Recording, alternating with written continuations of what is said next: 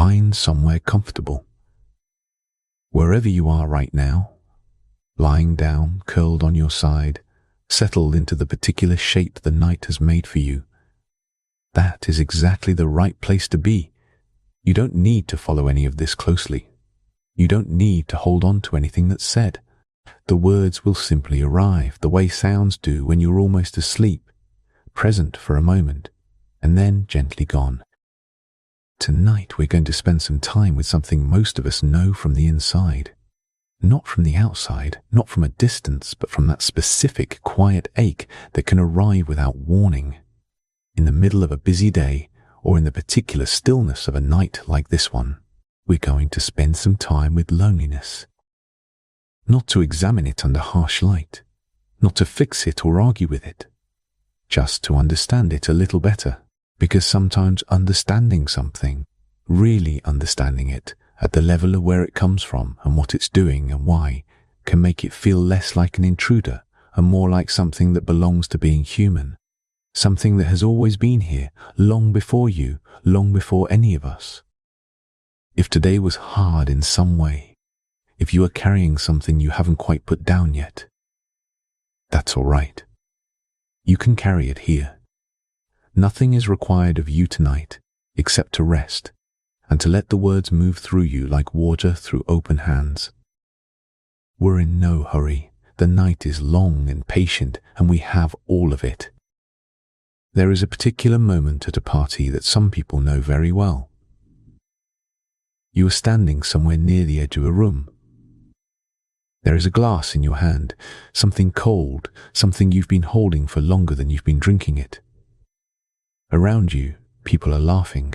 Someone is telling a story, and the people near them are leaning in, their faces bright and open with the pleasure of being included. Music is playing at a volume that makes conversation feel like an effort, and so instead of talking, you are watching, and the watching itself becomes a kind of distance. You are not alone in any measurable sense. There are perhaps 30 people in this room.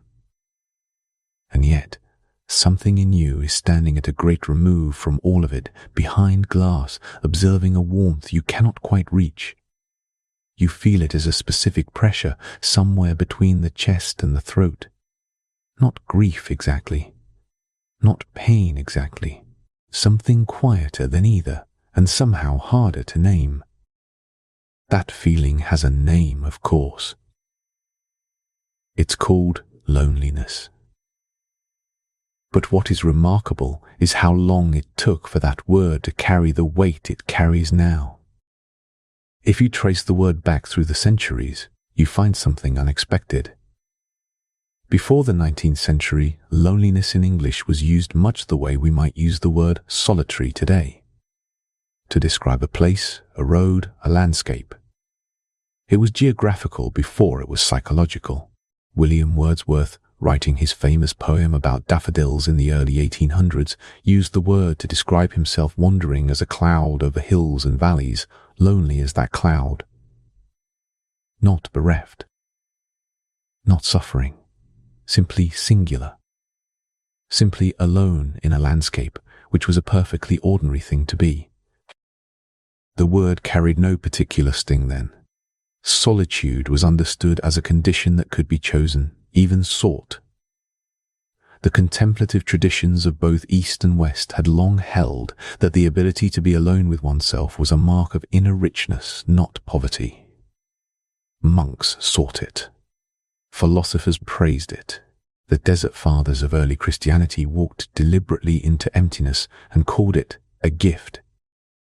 Something changed as the world changed.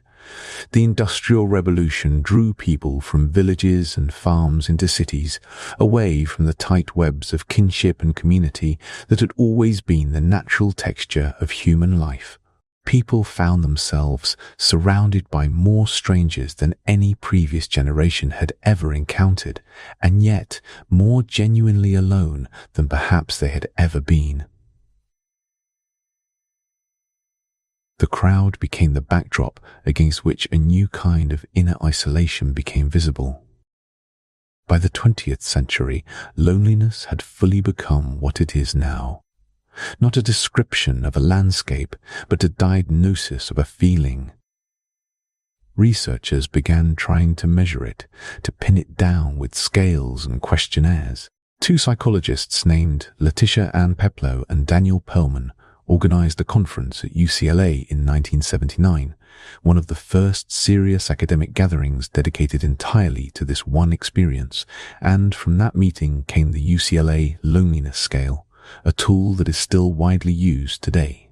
It asks questions that feel strangely intimate on a questionnaire. How often do you feel left out? How often do you feel that people are around you but not with you? How often do you feel isolated from others? The answers are scored, and the scores, it turns out, predict a great deal about a person's health. But the most important distinction the researchers established, and it is one worth holding gently, is the difference between loneliness and solitude, between being alone and feeling alone. The two do not always coincide, and this is crucial. A person can live in near total isolation, seeing almost no one for days at a time, and feel a deep and sustaining contentment in their own company. And a person can stand in a crowded room, surrounded by laughter, and feel the particular hollow ache of someone invisible. What loneliness measures is not your actual social world. It measures the gap between the connection you have and the connection you feel you need. It is, at its heart, a subjective experience, and this is not a small or merely philosophical point. It is the thing that makes loneliness so bewildering to those who feel it and so easy to misunderstand from the outside. If you have ever felt lonely in a room full of people, you will know that there is almost nothing more disorienting than being told you shouldn't feel that way, that you are surrounded by others, that you have no reason. The feeling does not respond to logic because it is not measuring the facts of your situation. It is measuring something more interior than that. A quality of resonance, of being received, of mattering to someone in a way that feels real. Researchers sometimes call this perceived social disconnection. The word perceived is important. It acknowledges that loneliness lives in the space between reality and experience, in the gap between what is measurably there and what is felt to be missing. That gap can be very wide or very narrow. It can open suddenly without obvious cause. It can close just as suddenly. A conversation, a look, a moment of genuine recognition. And when it closes, the relief is physical. The person at the party with the glass in their hand, watching others laugh. They are not broken. They are not doing something wrong. They are experiencing something that is, as we will come to understand, written very deeply into what it means to be human. Something ancient. Something that was always meant to ache. Imagine a fire at night. This is a very old image. Old in the way that certain things are old before history, before language, before the particular words we have invented to describe what we feel. Around it, a group of people are gathered close, their bodies angled toward the warmth, their faces lit from below in that particular flickering way that makes people look both more and less themselves. And at the edge of the firelight, where the warmth becomes thin and the darkness begins to press in, there is a single ember. It has drifted or been carried or has simply rolled away from the rest, and it is cooling. This is the image that lives at the center of what loneliness actually is, biologically speaking. Not a flaw, not a weakness. An alarm. For most of human history, to be separated from the group was genuinely dangerous. Not metaphorically dangerous, not socially uncomfortable. Dangerous in the way that hunger is dangerous, in the way that cold is dangerous, in the way that a wound that will not close is dangerous. Our ancestors lived in small bands of perhaps 20 to 50 individuals. The group provided food, protection, warmth, and the ability to care for the young and the sick.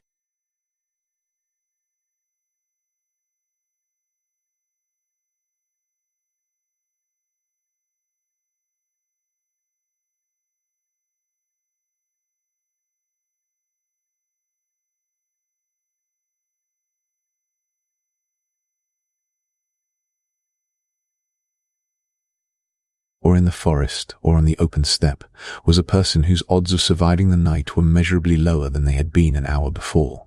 The cold that a group can survive together becomes lethal when faced alone.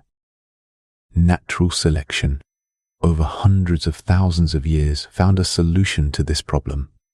It built into the social mammal. And we are among the most intensely social mammals that have ever existed.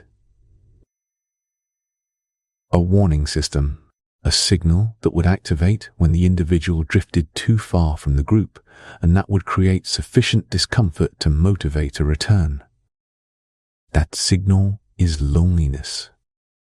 This understanding was developed most comprehensively and most beautifully by a researcher named John Cacioppo, who spent the better part of 3 decades studying loneliness with a rigor and a humanity that is rare in any field.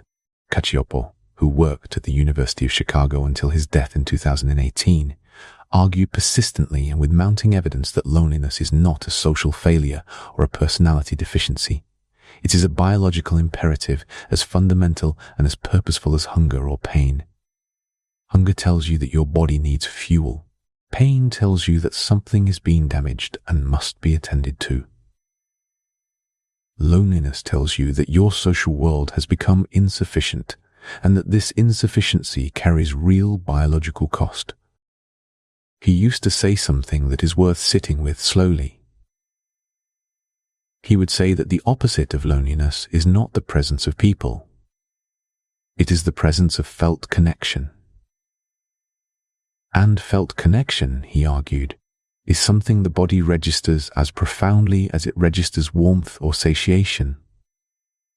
Its absence is registered just as profoundly. What makes Cacioppo's work so important is that he moved the conversation about loneliness out of the purely psychological and into the physiological. He and his colleagues showed that lonely people, on average, have higher levels of the stress hormone cortisol. They have more disrupted sleep. Their immune systems respond differently. Their blood pressure is higher. Their bodies, in other words, are not simply experiencing an emotion. They are mounting a response. A biological response to a perceived threat. The threat of isolation, of being separated from the group, of becoming the ember at the edge of the fire. And here is the part that carries a kind of quiet poignancy. The system was designed for a world in which the solution to loneliness was relatively straightforward. You felt the signal. You moved back toward the group. The signal quieted. The alarm had done its job. But the world we live in now is not that world. The signals we send each other have become vastly more complex. The groups we belong to are often scattered across vast distances. The communities that once formed naturally, through proximity, through shared work, through the rhythms of a small place, have been replaced by social structures that are enormous and often impersonal. And so the alarm keeps sounding, and the group, in the old sense, is not always there to return to. Cacioppo was careful never to frame this as despair. He was, by all accounts, a warm and generous person, and his research was always oriented toward understanding what helps, not only what harms. He showed that even small acts of genuine connection, a conversation that feels real, a moment of being truly seen, can begin to quiet the alarm. The system is sensitive in both directions. It responds to warmth as readily as it responds to cold. But to understand why loneliness has the power it has, why it is not simply a mood that passes but something that can reshape a person's health over months and years, it helps to understand this evolutionary route. The body is not being irrational when it treats loneliness as a threat. It is being exactly as rational as it was designed to be, responding to a signal that has meant danger for as long as our species has existed. The ember cools at the edge of the fire. The body notices. And everything that follows from that noticing. Everything that loneliness does to the brain, to the immune system, to the quality of sleep, begins right there with that ancient and well-intentioned alarm. There is a small, almond-shaped structure deep in each hemisphere of the brain, buried in the temporal lobe, that functions something like a smoke detector. It is called the amygdala, and its primary job is threat detection. It is constantly, quietly scanning the incoming stream of experience for anything that might require a rapid response. It is not analytical. It does not weigh evidence or consider alternatives. It simply flags. It says, this might be dangerous. And when it does, the rest of the brain and body begin to prepare. In a person who feels chronically lonely, this structure is running hotter than it should be. Neuroimaging studies have shown consistently that lonely individuals display heightened amygdala reactivity, particularly in response to social information. Faces, voices, the ambiguous signals of other people, all of these are processed with a kind of urgency that is not present in people who feel more socially secure. A neutral face, not smiling, not frowning, simply present, may register in a lonely person's amygdala as potentially threatening. Not because the lonely person is irrational, but because their brain has been calibrated by experience to expect the worst from social encounters. Rejection has become the anticipated outcome, and so the system leans toward caution, toward wariness, toward reading hostility into ambiguity. This is not a character flaw. It is adaptation. If you have been repeatedly hurt in social situations, your brain learns to protect you by becoming more vigilant. The problem is that this vigilance, which was meant to protect, ends up creating exactly the conditions that make connection harder to achieve. A person who approaches others with a faint but persistent expectation of rejection will often behave in ways slightly guarded, slightly withdrawn, slightly less warm, that make rejection more likely. The prophecy has a tendency to fulfill itself. Researchers have a name for this, the hypervigilance loop. It is one of the most quietly devastating aspects of chronic loneliness. This way that the very mechanism designed to manage social pain ends up perpetuating it. But the amygdala is only one part of the story. Loneliness also touches the prefrontal cortex, the region of the brain most associated with executive function, with reasoning, with emotional regulation, with the ability to override impulse and see a situation clearly. A study published in the journal Neurology in 2020 found that social isolation was associated with reduced volume in the prefrontal cortex. The brain, under the sustained stress of loneliness, is physically altered. Tissue that should be present is diminished. The very structures we rely on to think clearly, to manage our emotions, to make good decisions, these are quietly eroded by the sustained experience of feeling disconnected. And then there is cortisol. The body's primary stress hormone, cortisol, is released in response to perceived threats, and it is deeply useful in the short term. It sharpens attention, mobilizes energy, prepares the body for action. But cortisol that remains elevated over weeks and months and years, as it does in people experiencing chronic loneliness, becomes something else entirely. It becomes corrosive. It damages neurons, particularly in the hippocampus, the brain's center for memory formation and spatial navigation. It impairs the prefrontal cortex's ability to regulate emotion.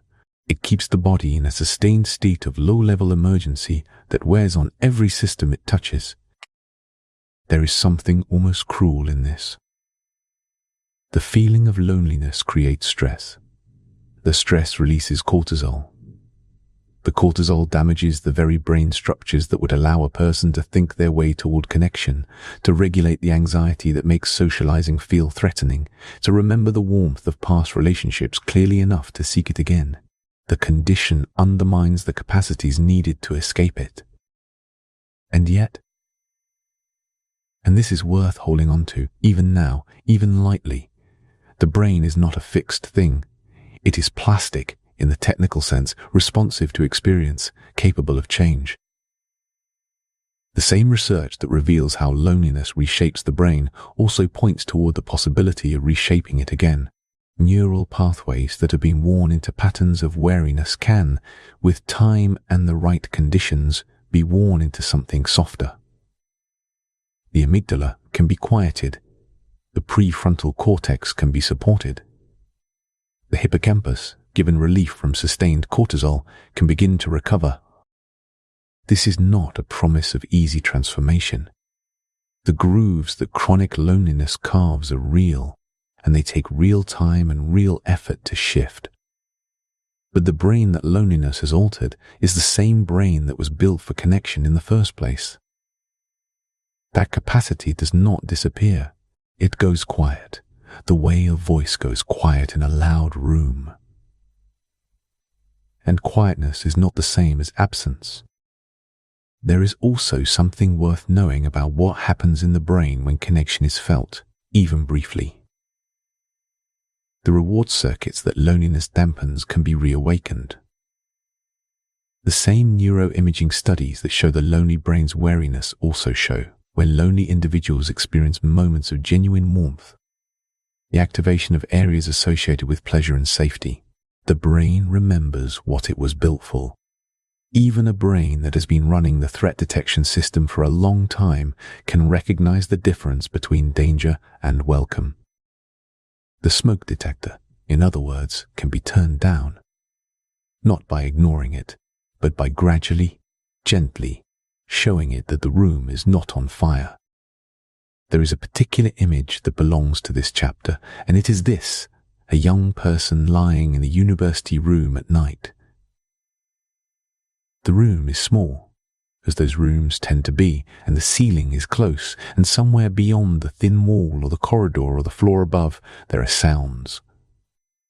Muffled music, laughter that rises and then falls. The particular rumble of people moving through a building that is full of people, all of them presumably connected to something, all of them presumably somewhere they belong. And the person lying in the narrow bed is not sleeping. They are listening to the sounds of a life they feel they are somehow not quite inside of. They have been here for weeks or months. They have gone to lectures. They have smiled at people in hallways.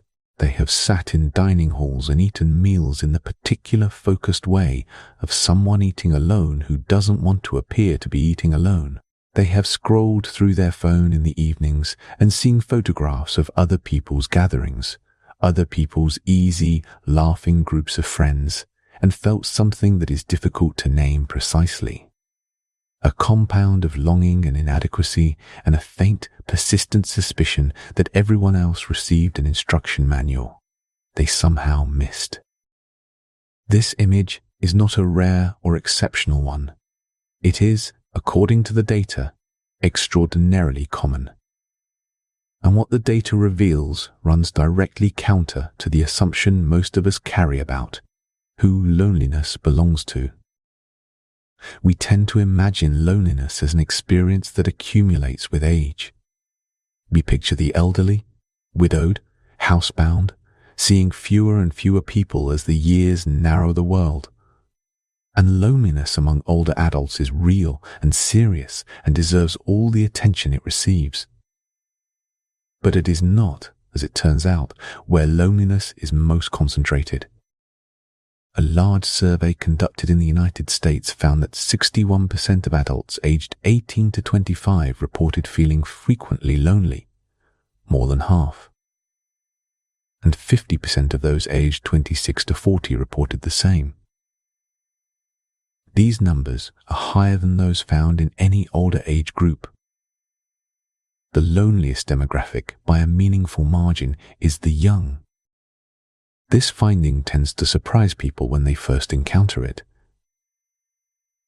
Young people are surrounded by peers.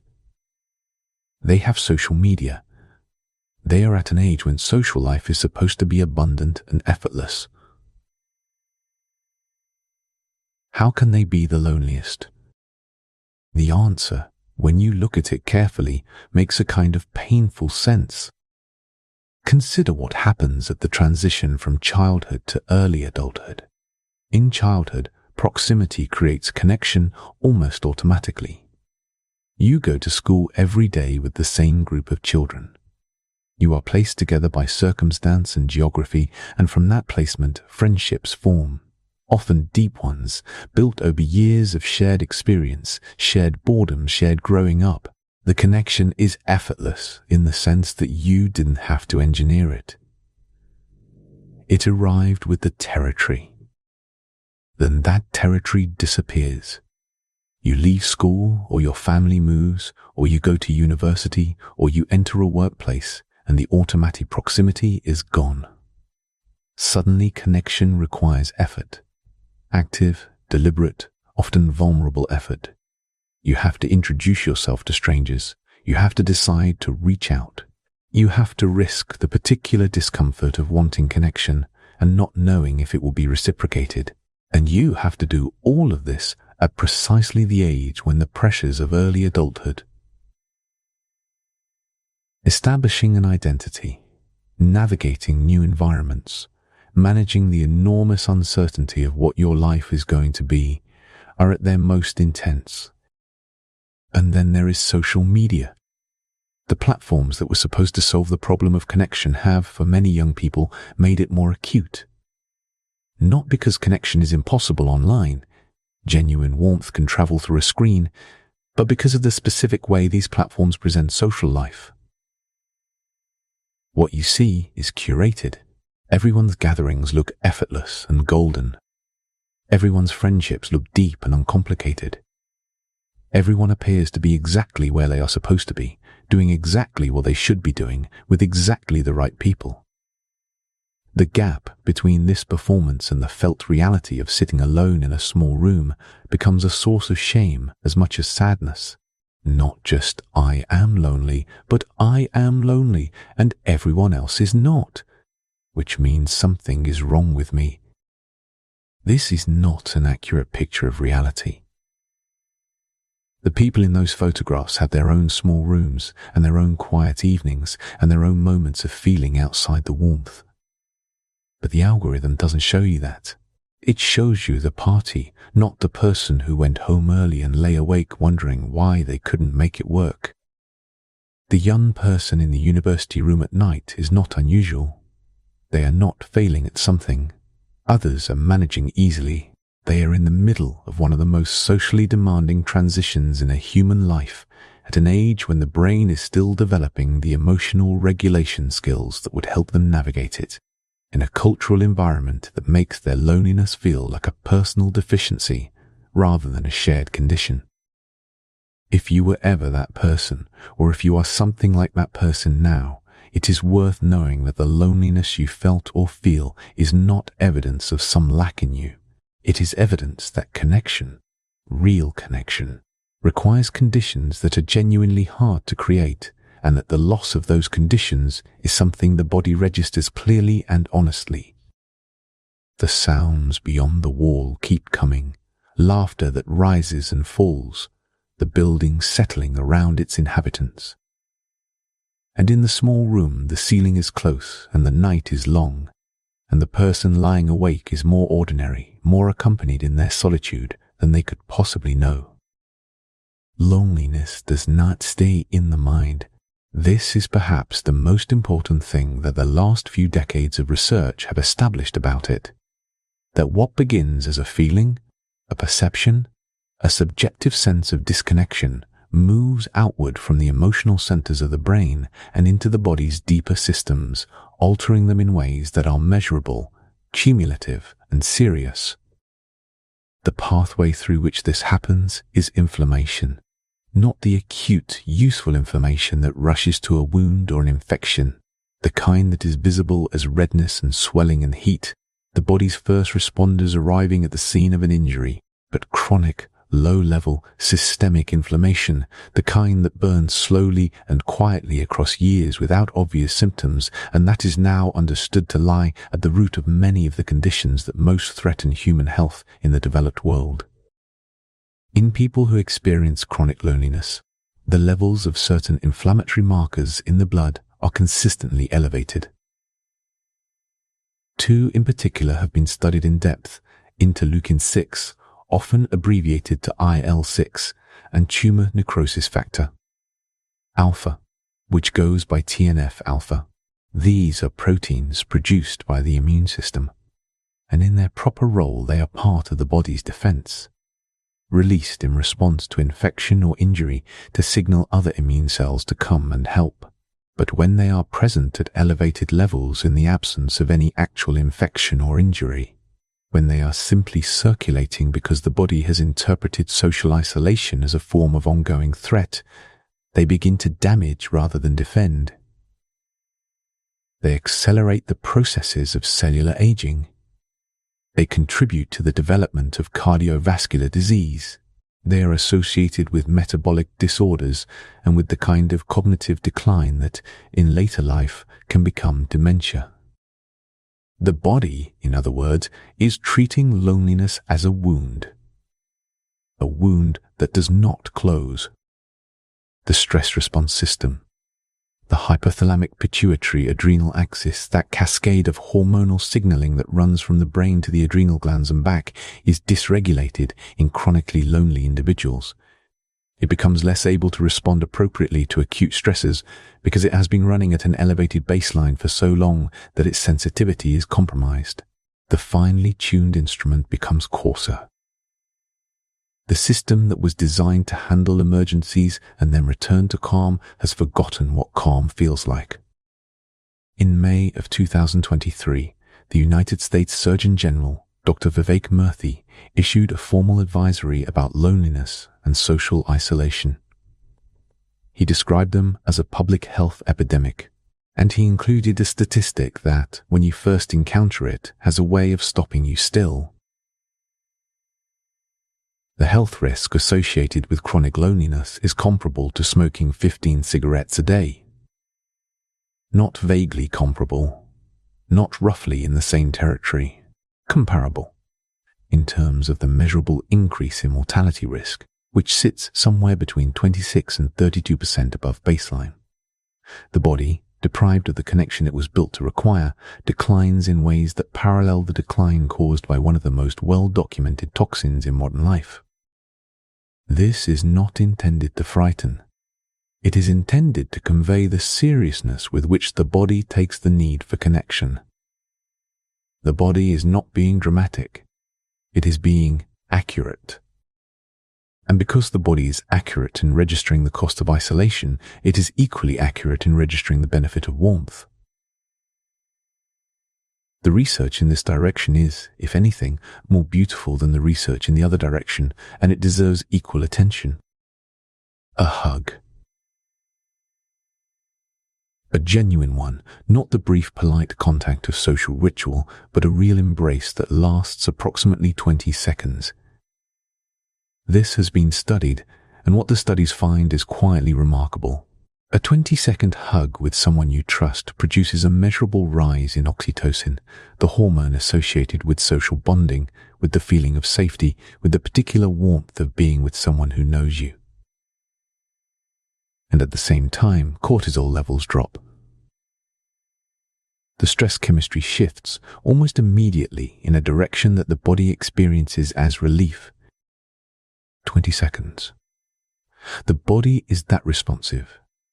The alarm that loneliness keeps sounding can be quieted that quickly, at least temporarily, by the simple fact of being held by someone who means something to you. The biology of connection is not complicated at its most basic level. It is ancient, and it is direct, and it is written into the body's chemistry with a clarity that no amount of complexity can quite obscure. There is something tender in this fact, sitting alongside the harder facts about inflammation and mortality. The same system that is damaged by isolation is healed by warmth. The same hormone that loneliness suppresses is raised by a hug. The body that keeps the distance, as the feeling of disconnection accumulates over time, is also the body that knows exactly how to close it. If you are someone who has gone a long time without being held, if that is part of what tonight carries for you, then this is not a judgment of your situation, or a prescription, or a suggestion that the solution is simple. It is just a small, true thing. The body remembers warmth. It has not forgotten what it is for. And the capacity for connection, however dormant it may feel, is still there, encoded in the chemistry of the blood, waiting with the patience of something very old and very certain. Two musicians sit across from each other. They have played together before, not many times, but enough that something between them has become familiar. They begin to play, and for a few bars each is still finding their way into the piece, listening more than responding, feeling for the tempo in the way that musicians do when they are not yet quite together. And then something shifts. It is not a decision, not a conscious adjustment. It simply happens, the way a conversation suddenly becomes easy after a few minutes of effort. The rhythm between them finds itself, and they are no longer two people playing separately, but something closer to a single unfolding thing. We have a phrase for this in ordinary language. We say that two people are on the same wavelength. We mean it as a metaphor, a way of describing the feeling of effortless accord, of being understood without having to explain yourself, of moving through a conversation or a shared activity with the particular ease of people who are somehow already aligned. It turns out this is not only a metaphor. In the last decade or so, researchers have developed the ability to record brain activity from two people simultaneously using a technique called EEG hyperscanning. Two people sit across from each other, both wearing electrode caps that measure the electrical activity of their brains in real time, and they have a conversation, or they collaborate on a task, or they simply spend time together. And what the recordings show is something that, when you first encounter it, has the quality of a discovery that feels obvious in retrospect. The kind that makes you think, of course, as if it was something you had always suspected but never quite had words for. The brain waves of two people in genuine conversation begin to align, not perfectly, not mechanically, but in measurable ways, particularly in two frequency bands, the alpha band, which runs from about 8 to 12 cycles per second and is associated with relaxed receptive awareness, and the gamma band, which runs from 30 to 100 cycles per second and is associated with active attention and the integration of information. When two people are genuinely engaged with each other, not performing engagement, not going through social motions, but actually present and actually connecting, the oscillations of their neural activity begin to move together. This synchrony is measurably stronger between friends than between strangers. It is stronger when both people report feeling understood. It is stronger when the conversation is real, when something is actually being communicated, rather than when it is merely formal or superficial. Research published in Trends in Cognitive Sciences described this as a neurobiological reality underlying what we call social rapport, a measurable physical event happening inside two skulls at once, undetectable from the outside, but as real as the conversation itself. There is something about this that seems important to sit with, even lightly, even half asleep. The phrase being on the same wavelength is not a poetic exaggeration. It is a description of something that actually happens in the brain when genuine connection occurs.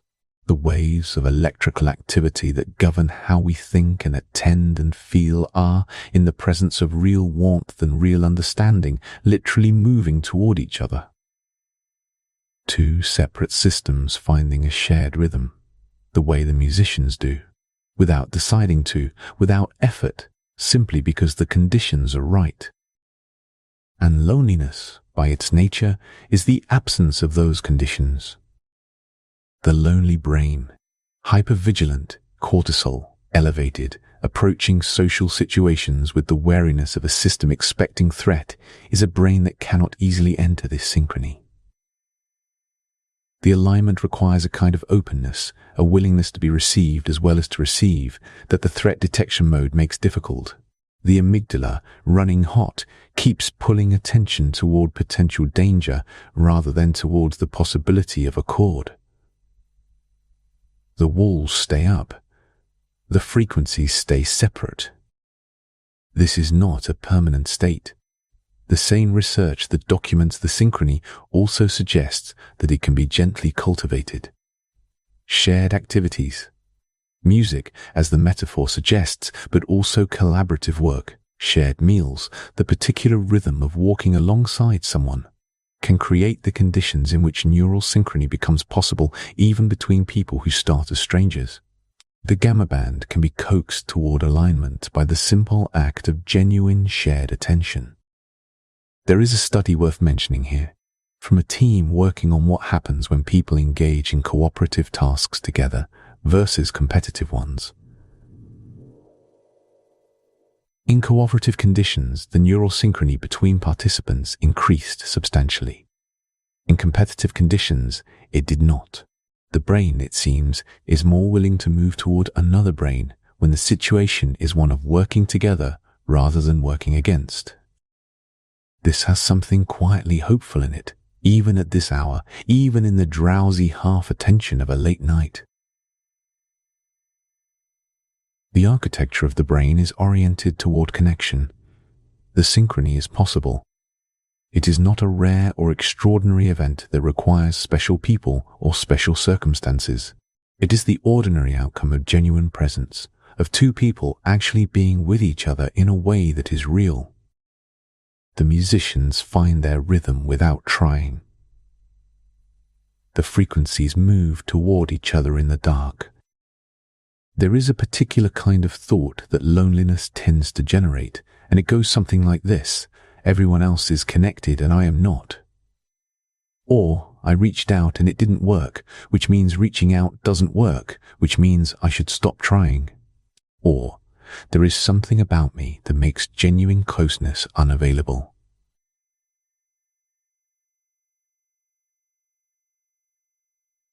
I am too much of one thing, not enough of another, somehow constitutionally unsuited to the warmth that other people seem to find so easily. These thoughts feel like observations. They present themselves with the authority of conclusions reached through evidence. But they are not conclusions. They are distortions, generated by a brain that has been shaped by loneliness into a particular way of reading the social world. And that reading, however convincing it feels from the inside, is systematically biased toward the negative. This is one of the central insights that cognitive behavioral approaches bring to the experience of loneliness. Not that the pain isn't real. It is real, deeply real. But that the interpretation the lonely brain places on social experience is not a neutral or accurate reading of reality. It is a reading that has been skewed by the hypervigilance we've already described, by the amygdala that flags threat where there may be none, by the prefrontal cortex whose regulatory capacity has been worn down by sustained stress. The thoughts that loneliness generates are products of a system under strain, and they deserve to be looked at with a kind of gentle skepticism rather than accepted as fact. The cognitive behavioral approach to loneliness was not developed as a simple fix or a self-help technique. It emerged from decades of clinical work with people for whom loneliness was not a passing mood, but a persistent, life-shaping condition. The work involves, at its core, learning to notice the automatic thoughts that arise in social situations, the instant assumptions of rejection, the rapid conclusions drawn from ambiguous signals, and to hold them up to examination. Not to argue them away, not to force positivity over pain, but to ask, is this the only way to read this situation? Is there another interpretation that fits the facts equally well?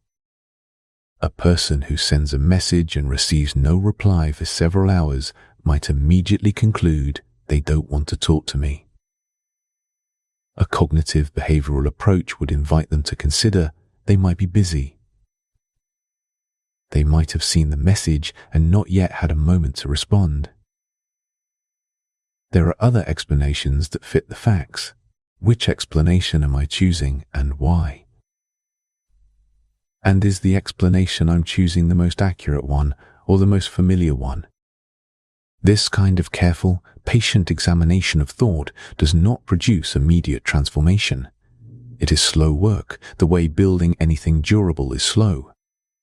But over time, the neural pathways that loneliness has worn, the well-grooved routes toward expectation of rejection, toward withdrawal, toward the protective shell of self-isolation, can be gently redirected. The brain, as we have already noted, is not fixed. There is also the question of action, small, manageable, low-stakes action, not the grand gesture of throwing yourself into social situations that feel overwhelming, not the pressure to immediately form deep friendships, but the quieter practice of what researchers sometimes call behavioral activation.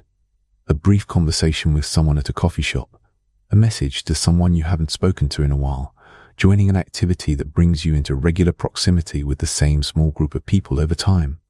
The goal is not to force connection, but to create conditions in which connection becomes possible, to gently, repeatedly show the threat detection system that social engagement does not always end in pain. And then there is the question of meaningful activity, which is something slightly different from distraction. Distraction is a way of avoiding the feeling of loneliness by filling time. Meaningful activity is something that provides genuine engagement with the world, a sense of purpose, of contribution, of being part of something larger than the immediate self, volunteering, creative work, learning something new, caring for something living. These are not cures for loneliness, and it would be dishonest to present them as such.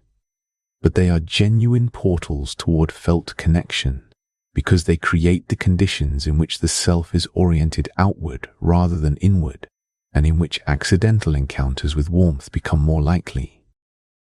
There is also in the research on loneliness a finding from animal studies that deserves to be mentioned here, because it carries something quietly important. In mice and other social mammals, the neural changes associated with prolonged isolation, the changes to the reward system, the stress response, the social behavior, are at least partially reversible when the animals are returned to social environments. The brain that has been shaped by isolation can be reshaped by connection. The changes are not permanent. The system that was built for warmth can, given the right conditions, find its way back to something resembling its original calibration. These are animal studies, and the human brain is considerably more complex. But the principle they suggest, that the neural signature of loneliness is not a life sentence, that the architecture of connection is resilient enough to be rebuilt, is one that the human research supports as well, if more cautiously. People do recover from periods of profound loneliness. The brain does adapt. The hypervigilance does soften. Not always, not easily, not without help or time or effort. But it softens. If you are in the middle of loneliness right now, that is not a comfortable thing to hear. The middle of something is not the same as the end of it, and knowing that an end is possible does not make the middle hurt less. But possibility is not nothing, even held lightly, at a distance. The knowledge that the brain was built for connection and has not lost that capacity, even if it has lost touch with it, is a kind of company in the dark. And so we arrive at last at the place where loneliness and sleep meet. They meet every night in the particular darkness of the hour when the day's activity has stopped and the body is supposed to let go, and the mind, the lonely mind especially, finds itself unable to. The brain that loneliness creates is, in almost every way, the opposite of the brain that sleep requires. Sleep asks for stillness. It asks the threat detection system to stand down, to trust that the night is safe, to release the vigilance that has been running all day and allow the body to drop into the deep, slow rhythms of restoration. The transition from wakefulness to sleep is, in neurological terms, a gradual withdrawal of the alarm. The amygdala quiets. Cortisol falls. The brain's electrical activity slows from the busy, high-frequency oscillations of active thought to the longer, gentler waves of drowsiness, and then to the slow, deep pulses of dreamless sleep. But the lonely brain, as we have come to understand it, has an amygdala that runs hot. It has cortisol that is already elevated before the day is over. It has a threat detection system that has been trained by experience to keep watch, because the world of other people has come to feel unpredictable and potentially unkind. And when that brain lies down in the dark, the system does not simply switch off. It keeps scanning. It replays the day's interactions, looking for signs it might have missed. It rehearses tomorrow's encounters, anticipating difficulty.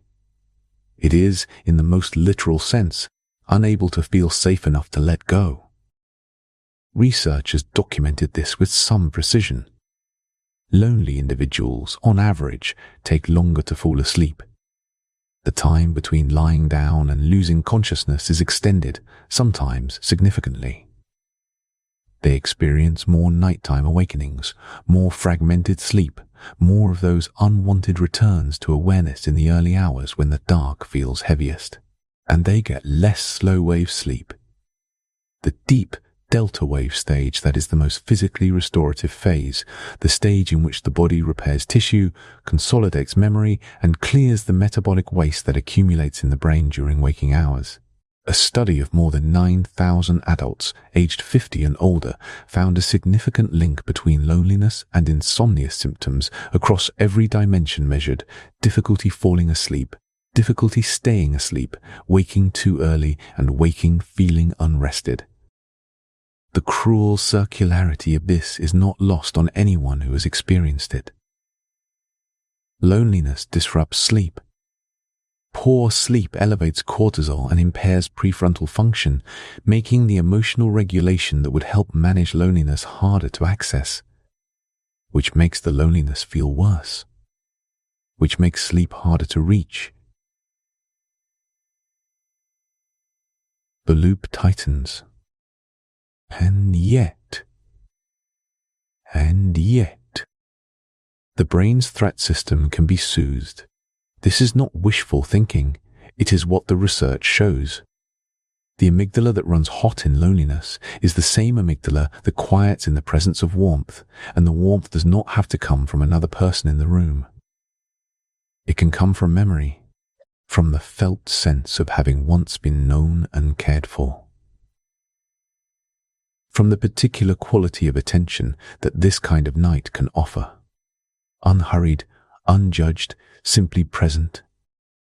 There is something that researchers have noted about what makes the sleep environment feel safe or unsafe, and it is this: the body's assessment of safety is not purely rational.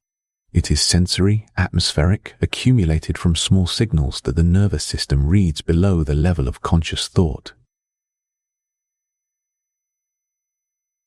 Warmth, stillness, the absence of sudden sounds, the weight of a blanket, the slow deepening of breath.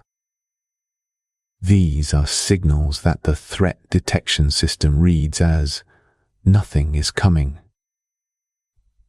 The night is quiet. You can let go now. The act of lying still in the dark, unhurried, with nothing required of you, this is itself a kind of quiet company. Not the company of another person, not the synchrony of two brains finding a shared rhythm, but something older and simpler than that.